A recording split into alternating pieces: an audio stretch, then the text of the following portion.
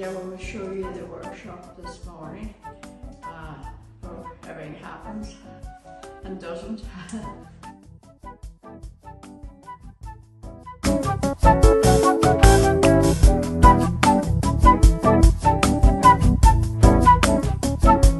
that now?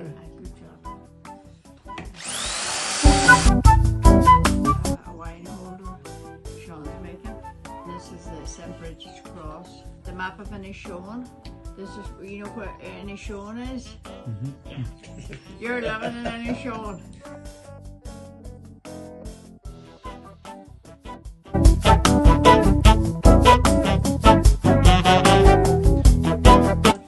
That dries in now. He made that for almost 25 years married.